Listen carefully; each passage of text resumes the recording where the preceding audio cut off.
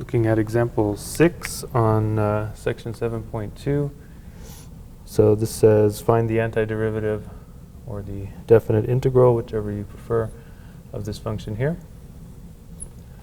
Okay, so this is going to require a substitution as well, but this one is going to be a little bit different than the ones that we've seen before. The way that we're going to approach this one, we're going to still say, all right, we're going to let u be, in this case, the thing under the radical, 3 plus x. Now, the problem here is that if I find what du is in this case, well, the derivative of 3 is 0. The derivative of x is 1, so really du just simply becomes dx. Okay, but you might remember that from the other problems that we'd seen, whenever we decide what u is, in this case the thing under the radical, we took the derivative of that. That derivative showed up in the integral somewhere else. And we were just able to replace both u and the du at the same time.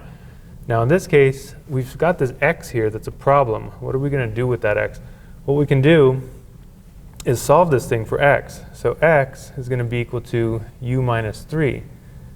Okay, now with that, we can then go ahead and just replace this with the x, as we said there, is going to become u minus 3.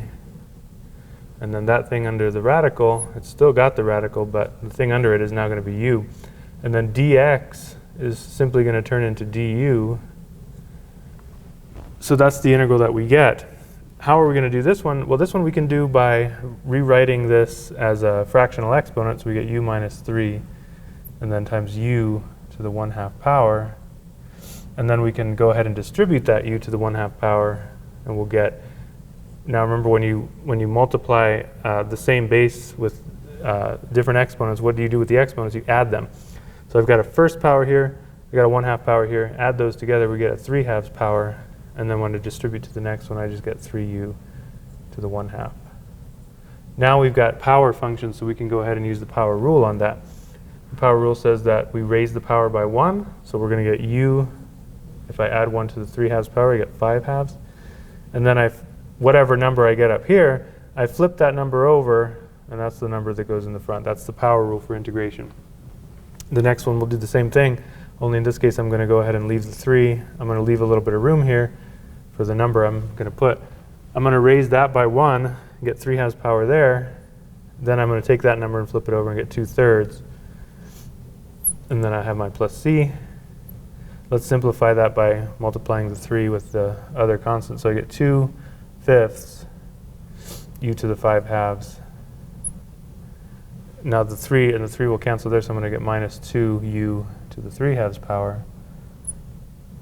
And then finally, we'll just replace the u with what it was, so we'll get 2/5. What was u? U was 3 plus x, so we get 3 plus x to the 5/2 power, minus 2 times 3 plus x. Oops, not 3 plus 3, 3 plus x. Let me fix that.